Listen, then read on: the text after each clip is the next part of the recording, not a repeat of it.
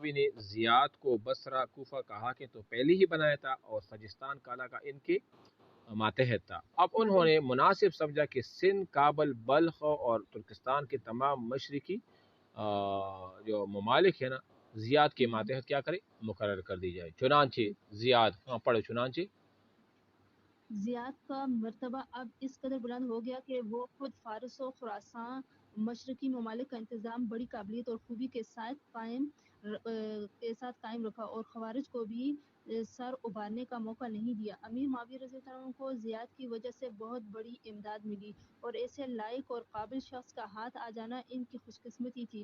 اگر زیاد ان مشرقی ممالک میں امن و امان قائم نہ رکھ سکتے تو خوارج کے خروج اور منافقوں کے فتنے برپا ہو کر امیر معاویہ رضی اللہ عنہ کو اتنا ہوش بھی نہ لینے دیتے کہ وہ یزید کی بیعت کے اہتمام و انصرام میں اطمینان سے مصروف ہو سکتے۔ ادھر مشرقی ممالک کے ہنگاموں کا مغربی ممالک پر بھی بہت بڑا اثر پڑتا اور کیسری حملوں سے بھی حضرت امیر معاویہ رضی اللہ عنہ کو اطمینان و سکون حاصل نہ ہوتا۔ ٹھیک ہے۔ مصر اور افریقہ وغیرہ کا حاکم حضرت امیر معاویہ رضی اللہ عنہ نے مسلمہ بن مخلد کو اور عبداللہ بن عمر کے بعد مقرر فرمایا تھا۔ عقبہ بن نافع فہری جو طرابلس الغرب اور الجیریا و مراکو کی طرف پیش قدمی کر رہے تھے اور جن کو حضرت امیر معاویہ رضی اللہ عنہ نے خود اس مہم پر نامزد مامور فرما کر روانہ کیا تھا، اب مسلمہ بن مخلد گورنر مصر کے ماتحت کر دیے گئے تھے۔ مدینہ میں مروان بن حکم اور مکہ میں سعید بن العاص حاکم تھے۔ شام و فلسطین براہ راست حضرت امیر معاویہ رضی اللہ عنہ کے زیر انتظام تھے۔ ادھر عقبہ بن نافع فہری نے شمالی افریقہ کی ضرورتوں کو مد نظر رکھ کر شہر قیروان کی ہاں آبادی جی، کا سنگ بنیاد یہ وہ والی بات ہے امپورٹنٹ۔ کیروان شہر کی بنیاد کس نے رکھی تھی؟ عقبہ بن نافع فہری نے۔ اس کے بارے میں کئی کہ صحابی ہے یا نہیں ہے اس میں اختلاف پایا جاتا ہے، ٹھیک ہے، لیکن یہ آپ انڈرلائن کر کے اہم سوال ہے۔ عقبہ بن ہاں، نافع اور یہ فہری نے آگے، یہ جو شمالی آگے وہ والی بات ہے جو میں آپ کو اس دن بتا بھی دیا تھا، یہ جو ابھی آگے آ رہا ہے، پڑھو اس کو۔ عقبہ بن نافع فہری نے شمالی افریقہ کی ضرورتوں کو مد نظر رکھ کر شہر قیروان کی آبادی کا سنگ بنیاد ایک جنگل کو صاف کر کے رکھا۔ افریقہ کے لیے قیروان کی فوجی چھاؤنی ایسی ضروری تھی جیسی عراق کے لیے بصرہ و کوفہ۔ سن 55 ہجری میں قیروان کی آبادی پایہ ہاں تکمیل جی، کو پہنچی 55 تھی ہجری میں، یہ آپ 55 ہجری میں اس کو انڈرلائن کر لو کہ کیروان کی بنیاد جو عقبہ بن نافع نے رکھی تھی 55 ہجری میں تکمیل کو پہنچی تھی۔ یہ اہم سوال ہے، لکھ دو اس کو۔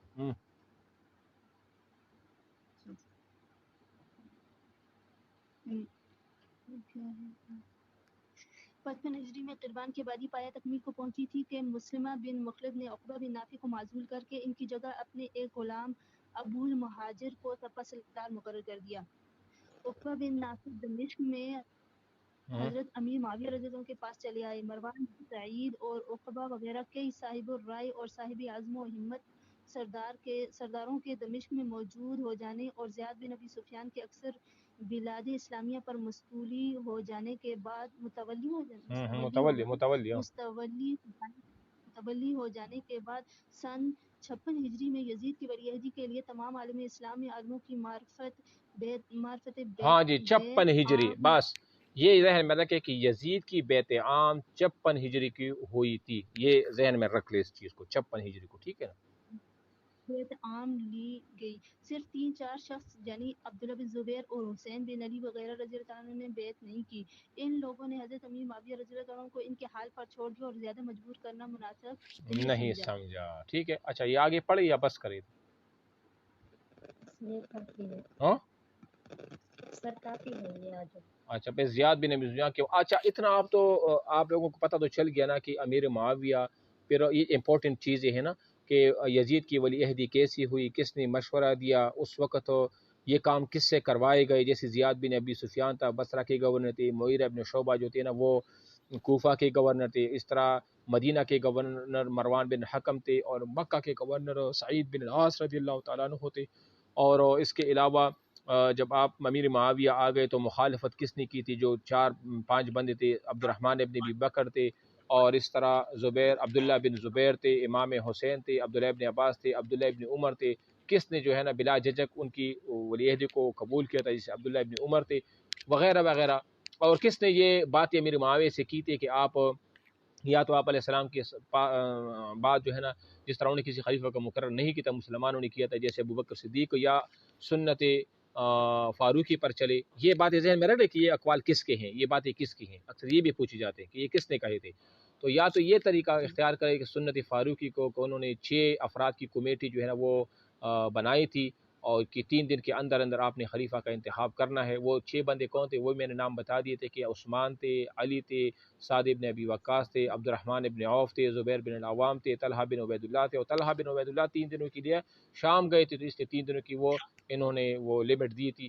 اور عمر فاروق نے یہ بھی کہا تھا کہ میرا بیٹا بھی مشورے میں شامل کرو، لیکن اس کو خلیفہ نہیں بنانا. ٹھیک ہے، تو یہ ساری چیزیں تھی. پھر جیسا آگے ہوا کہ مغیرہ ابن شعبہ کی جو وفات ہوئی تھی 51 ہجری میں، اس کے بعد زیاد کو کوفہ اور بصرہ دونوں کا والی یعنی حاکم عراقین بنایا گیا. اور پھر اس میں بعد میں 56 ہجری میں تمام بلاد اسلامیہ میں یزید کے لیے بیعت عام کی گئی، سوائے ان 4 بندوں کے جس میں کہ نام ابھی ہم نے لے لیے. ٹھیک ہے، تو یہاں تک یہ سارا کچھ یہ ہو گیا. اور پھر عقبہ بن نافع تھا، تو عقبہ بن نافع کے بارے ہم نے یہی پڑھا کہ انہوں نے جو تھا نا قیروان شہر کی وہ بنیاد رکھی تھی. ایک شہر کو انہوں نے بسایا، جنگل کو کاٹ کر کے، اور وہاں فوجی چونیاں جو ہے نا وہ قائم کر دی. ٹھیک ہے، بہرحال یہ کچھ ضروری چیز تھی جو میں نے خلاصہ بھی. ابو موسیٰ اشعری کی وفات کوفہ میں ہوئی تھی، کتنی ہجری میں سر؟ ہاں 51 ہجری میں ہوتی نا، یا نہیں اسی طرح کچھ تھا میرا خیال.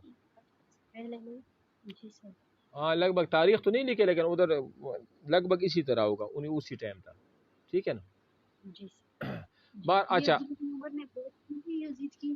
ہاں یہ کیا تھا نا عبداللہ بن عمر نے. عبداللہ ابن عمر نے تو بیعت کر لی نا. انہوں نے تو یہی کہا نا کہ اگر آپ یزید کو مقرر کریں گے یا کسی حبشی غلام کو بھی مقرر کریں گے تو میں اس کی بیعت کروں گا. اور عبداللہ بن عمر کو اس چیز کی کون سے ہوں گے؟ تو عبداللہ بن زبیر آگے، حسین بن علی، تو 2 اور کون سے؟ عبد الرحمن ابن ابی بکر تھے، عبداللہ ابن عباس تھے، عبداللہ ابن زبیر تھے. یہ عبداللہ بن عباس. ٹھیک ہے، اور ان کے بارے میں نے بتا بھی دیا. آگے وہ نیچے آئے گا کہ جب وہ نصیحت ہی کی تھی انہوں نے کس کو؟ اپنے بیٹے یزید کو. وہ نصیحت بعد میں، اور زیاد بن ابی سفیان کی موت کے بارے میں بھی ہے یہ سارا. اس میں آگے پھر آئے گا حجر ابن عدی کی قتل کے امیر معاویہ سے کیسے وہ قتل ہوا وغیرہ، ایک صحابی رسول ہے. یہ ساری بھی اسی میں آ جائیں گے ڈیٹیل کے ساتھ. ٹھیک ہے، پھر وہ ابھی ہم پڑھ لیں گے. اب بس